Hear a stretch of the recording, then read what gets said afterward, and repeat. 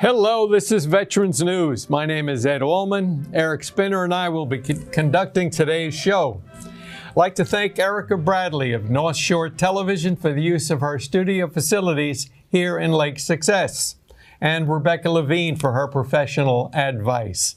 Our guest today is the crew of Veterans News. You'll meet all the crew, all except Mike. All except Mike, not Mike Felix, Mike Ferraro, who's in the control room. The show. Okay. We'll talk to our guests in just a few minutes, but first let us remember the veterans who died recently. Anthony Tony Jimenez was a sergeant in the U.S. Army, a decorated Purple Heart veteran from the Vietnam War, and he became an EMS chief and a city councilman in Glen Cove. Thomas Ferrara was 97 and lived in Jericho. He spent 2 years in the Navy, where he played football. An avid golfer, he sank 5 holes in 1. Howard Finnegan, 85, from Rockville Center. He served in the U.S. Marine Corps and worked on 2 World Trade Centers. James Wells, colonel of the USMC, died at 101 years young. He was from Great Neck. He served in World War II and the Korean War. He was a North Hempstead councilman, and he had oversight of Nassau County's Veterans Coliseum. Almost done. Walter Haber of Baldwin was 97, and he served as an electronics technician. After the service, he got a master's degree and worked as the director of many public libraries. John Temple of Smithtown was a Marine Corps corpsman. No, he was in the Marine Corps Vietnam veteran. He was a door gunner on helicopters and a survivor of 2 weeks in the jungle after his helicopter crashed. Now it's the time for our guests. All right, we have a special treat today. Our crew from Veterans News is going to be here. I wonder if Loretta, she's standing by. Come on up, Loretta. This is Loretta DiBrino. She's our graphics director. And hello, Loretta. Hi, how are you? Good. You know Eric? How are you? Good to see you again. Good All right, talk right into the leaf there. Okay. We have a hidden microphone in there for you. Yeah, okay. So, why did you come to Veterans News? What made you come to Veterans News? Bob Lane was one of the original directors here. Right. Yeah, he told me about it and invited me down here to see the show. And said, come on down and see what it's like. Maybe you want to get interested in getting involved. And so I came down here. This was several years back. And 7 years. Yeah, at least several years ago. I forgot what year it was, but I saw what you guys did. And I got interested in it, and it was very nice. You know, I met the crew, and we had a lot of interesting guests here, talk about a lot of interesting things here that goes on throughout Long Island. And it was really nice and very informative, very nice, and a lot of veterans. Okay. Tell me about something about yourself. When did you join the service? I joined the service in 1977. Went in the Army. I spent 3 years. I was in Germany. I was in quartermaster. Did my basic training in Fort McClellan, Alabama. Did my AIT in Fort Jackson, South Carolina. What was your AIT like? That's advanced infantry training. Yeah, I did quartermaster in South Carolina, and it was good. It was all very few women. It was mostly men. Yeah. Back then, and I'm curious. Your advanced infantry training for a guy is running with the rifle and going under barbed wire. I think we have a misnomer here. Yeah. AIT is advanced individual training. Is it? Yes. I can't 11 remember. Bravo is advanced infantry training. We didn't crawl under the wires with our weapons back then. It was different. When I was training with quartermaster, we were in school, in school, and it was mostly with books and learning paperwork and supplies with all kinds of papers and this and that. I also worked in the arms room, so was working with M16s back then. We didn't do. I don't think we did with 45s or anything like that, pistols or anything like that. But Did you actually fire an M16? Yeah, You did? Yeah, we did M16s in basic training. And then I went to permanent party. We went out in the field and we shot M16s and 45s and even an M60 too. They familiarized with the M60. That was some weapon. I'll tell Sure. you. M60 was a machine gun. Yeah, machine gun. Right. Yeah, they Well, familiar. Yeah, that was some gun. Then we didn't have to, get a badge with that, but you had to familiarize with that. Right. That was some experience with Yeah. that. And but it was So the military was thinking that you might have to use some of these weapons sometime. because I went in '77. It was just right after Vietnam. Right. It was like 2 years after Vietnam. So you never know when the next, war was going to break out or anything. Nobody knew. So they prepared us for that, and it was an experience. But you never knew when it was going to break out. Anything was going to break out. But you're ready for anything. Anything can happen. We were out in the field. We were out. They put us in the tents with the gas mask, the gas. They put in everything. They had us in a helicopter, right out in the helicopter, get familiar with that, because you never know what was going to break out. In helicopters, what did you do with the helicopter? And the helicopter brought us in the helicopter, brought it up in the air, just to familiarize what it was like if you were going to be in a helicopter. And there was a war breakout, and you had to be transported somewhere, just to familiarize with things. And that's how it was back then for us. I don't know how basic training changed after that. After that, men and women did their basic training together. When I was in, it was just women. Right. This is back then. This is Fort McClellan, Alabama. When I was in, It was just women in Fort McClellan, Alabama. Yeah. and now it's men and women? Men and women that I know of. Yeah. Yeah. This is. They train together. Yeah, they train together now. I don't know about the living arrangements and all that, because when I was in, it was all women in the barracks. Right. So they've changed a lot of things over the years. They even changed. When I was in, quartermaster was 76 Yankee, and after that, they even changed that. Now it's all labeled differently, and it's not even 76 Yankee anymore. Everything is labeled differently. So, the military changes things, which is Right. fine. They have to do what they got to do. Yeah. Very interesting. Do you have any more questions for her? No, I think Loretta's covered pretty much of it. Thank you very much, Loretta. We really appreciate it. Okay. And we're honestly, we're here today because our regular guest didn't show up. So Yeah, I this is understand. how we're filling up the time. Yeah. Thank you Okay. very All much. right. Thank you. Okay. I'll see you. All right. Okay. Thanks. Okay. Now, the next guy we're going to have here is a former general, and I'll let him tell you where he was. But Bob Guarneri, I'd like you to come up if you don't mind, sir. Good afternoon, all. Okay. How are you, Bob? Great. Good. Go ahead, ask him a question. Good to see you. We're good to see Oh, you yeah, again. apparently you know We each work other. together all the time. Yeah. Yeah. I could give you a little history of my military service. Sure, just talk into the flower pot. Okay. In 1960, I graduated high school, and about a week after high school, I was in basic training. Okay. I was at After high school, you joined the a Army? week after high school. Okay. Drafted? Pardon me? Drafted or enlisted? Enlisted. Okay. I enlisted in the National U.S. Army, and I went to basic training at Fort Dix. From Fort Dix, I went to advanced individual training at Fort Sill, Oklahoma, as a radio repairman. From there, I wound up at 17 years old in Nuremberg, Germany. Okay. I spent 28 months there, and I came back to the States. Upon a week arrival to the States, I joined the New York Army National Guard, What rank were you when you left the Army? When E5. You were an E5. Sergeant You were E5. 17 years old? I was 20 when I left. 20. 20. And you I were was an E5. That's, E5. That's a sergeant. Right. Okay. And With no high school diploma? oh yes, I had a nice. You had a high school diploma. I wound up later on with a college diploma, but that's here and there. I then went to the National Guard full time as a missile crewman at Lido Beach. Okay. From there, we closed down the Lido Beach missile site and moved to Farmingdale, where I was a radar operator. Were you full time? Full time, all the way to my 39 years and 6 months.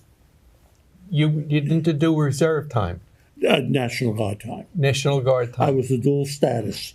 I was in military and a civilian at the same time. Explain that to me. Okay, as a civilian, I worked for the New York Army National Guard. We wore the uniform. We got paid as a civilian. On weekend training, we got paid as a National Guardsman.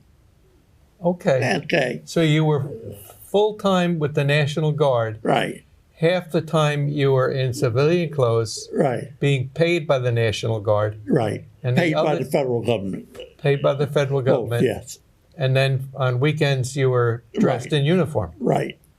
Okay. Then after Amityville radar site, I left and went into Brooklyn, became a radio repairman for the National Guard. Okay, spent about 5 years there, received a direct commission, and went to the 102nd Engineer Battalion. Eventually commanded 102nd Engineer Battalion, who was commanded by very famous people, Cornelius Vanderbilt, okay, Gerald Humphreys, who was the first aviator, Army aviator. He flew with the Wright brothers at Kitty Hawk. I eventually became the commander of that battalion. Wait a minute. You were a lieutenant. You were commissioned, Right, and now you're talking about you're being a director of a battalion, or after went up the line in the engineer battalion. okay, you And went up there the were many line. different positions, actually all the positions. Okay, then I became the battalion commander. Okay, What was your rank then?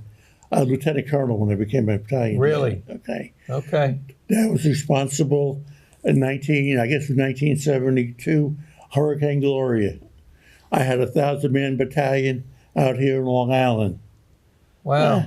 working up and cleaning up the debris from the hurricane. Right. Okay.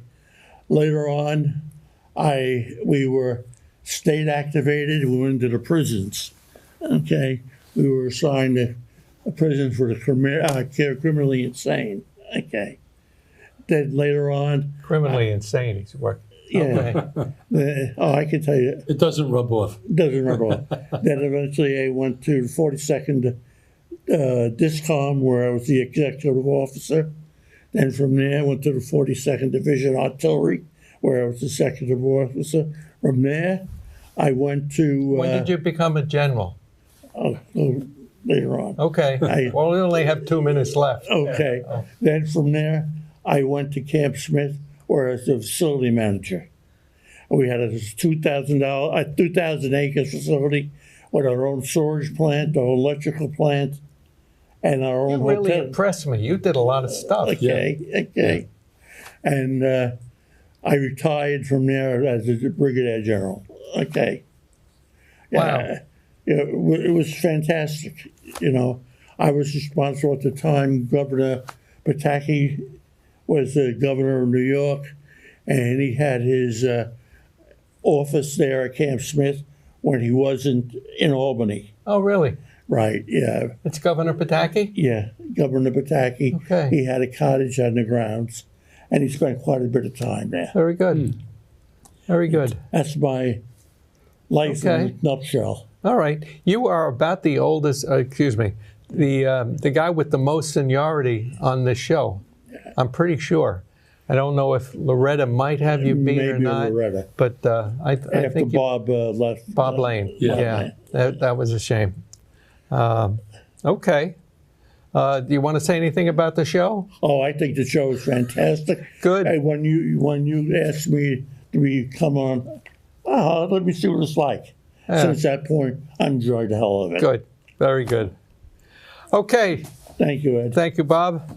I think we all covered it. Yeah. Without me saying very much, you covered everything. Well, we'll let you talk a lot on the next yeah, I guy. have no problem. Okay. Sonny Maxon. Come on up, Sonny. Sonny's the new guy on the block. What's the old line? Well, no, the new guy is Rob, but this was the oldest, the newest guy. you remember before. the line? Come Yeah. on down. So, what'd you do in the service? Well, I'll give you my history in a nutshell. I was Yes. drafted in 1966 And I was drafted from Fort Hamilton in Brooklyn. And I went to, from there, I went to basic training at Fort Jackson, South Carolina. You were drafted? I was drafted. And from South Carolina, after I did my basic training, I went to Fort Knox, Kentucky, where I had a 45G MOS, which is turret mechanic. I was fixing the turrets on tanks.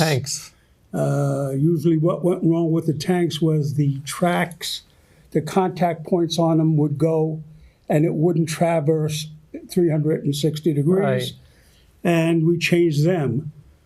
How did you learn about tanks? I went to advanced training at Fort Knox.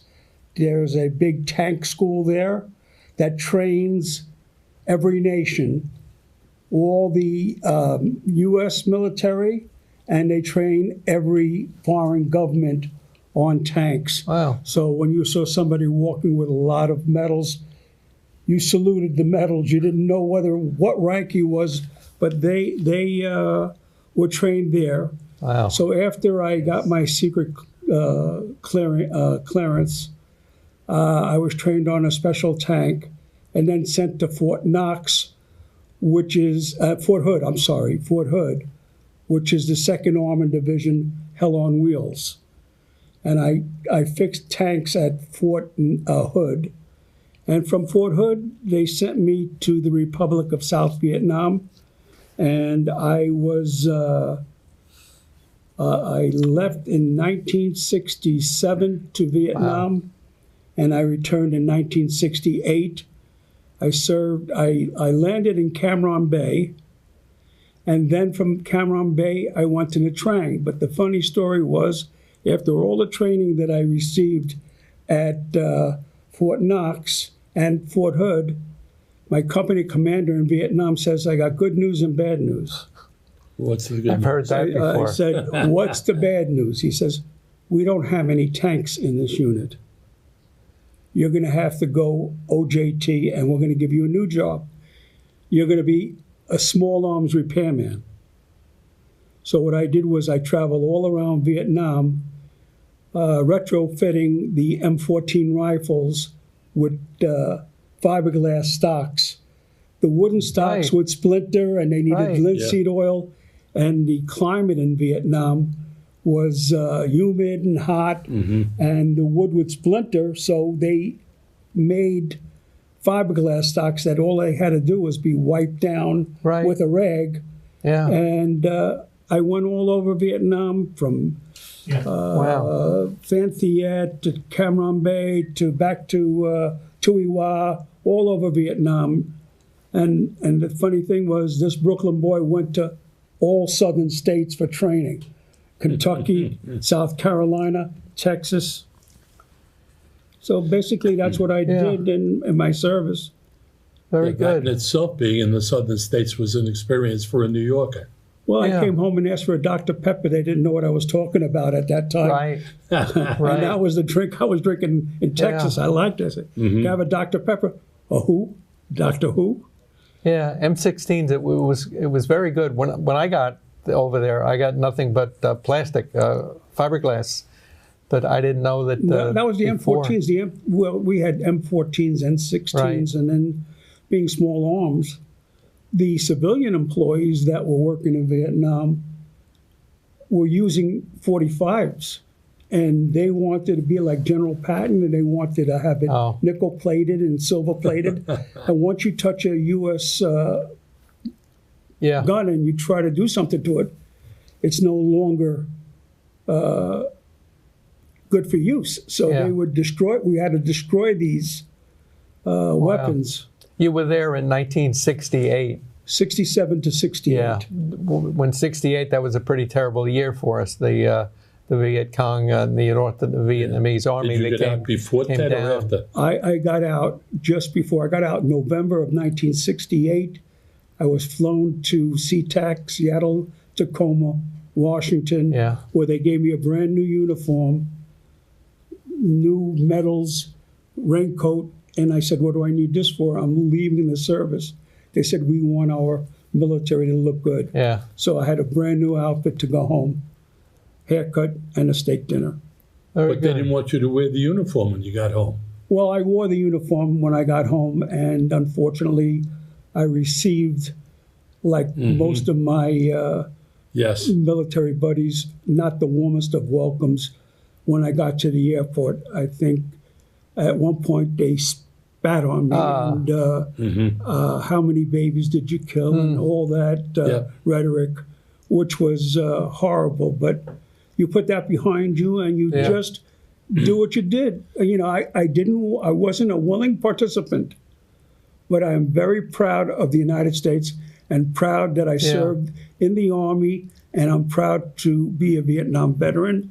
And I love this show, and part of my reason for being here and working on the camera is that I want to give back in some way.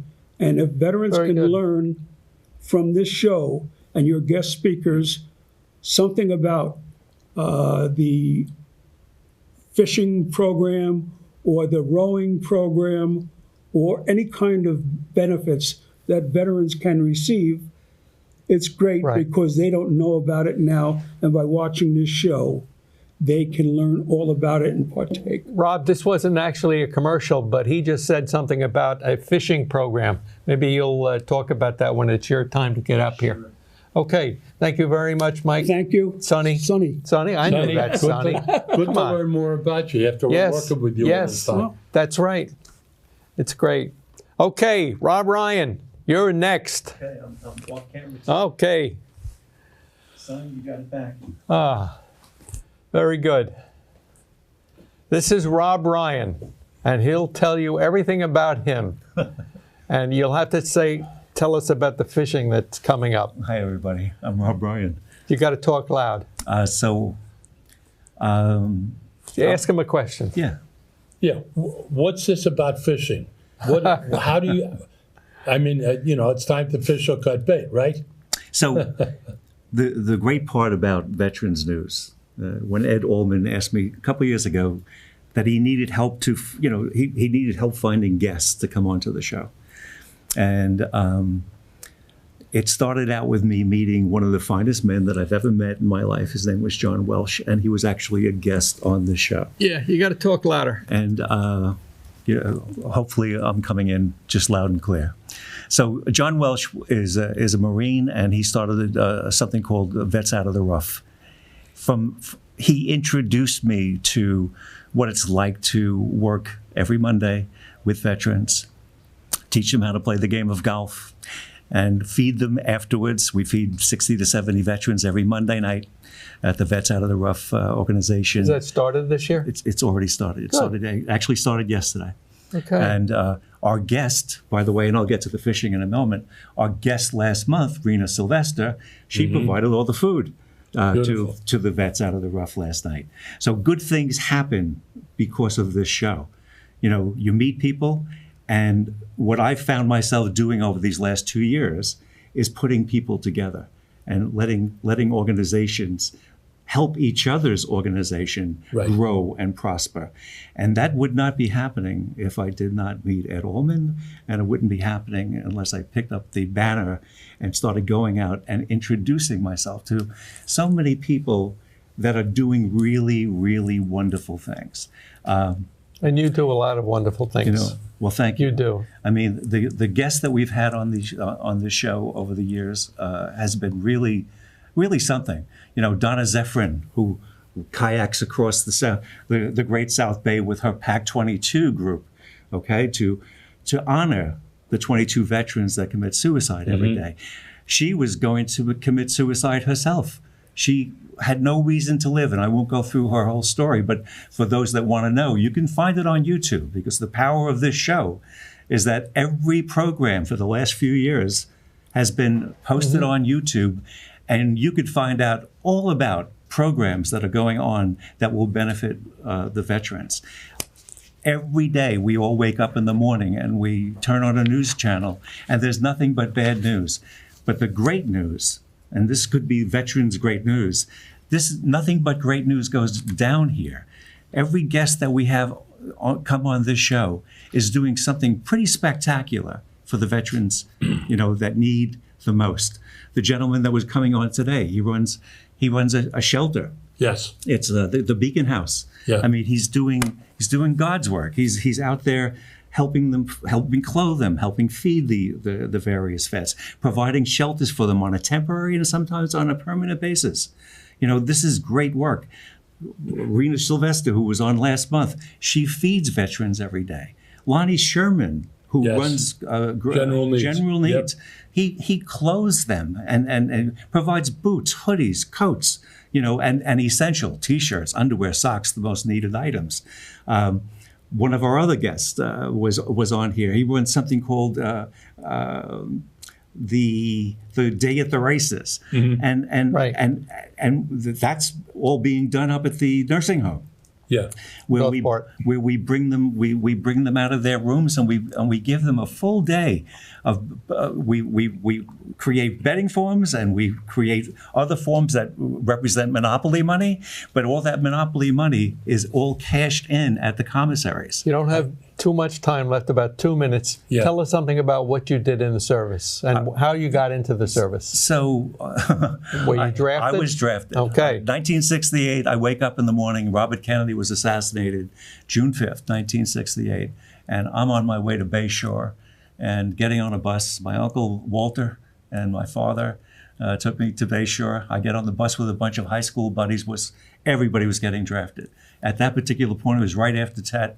So we were basically replacements for those that are no longer with us. Yeah. I mean, I lost some of my best friends in North Babylon, Wayne Middleton, Henry York, Pete Baldwin, just guys that I love, that are in my heart every day. They'll never leave it. But that's how I kind of got started. I went to Fort Gordon, Georgia. I took my basic and AIT, AIT.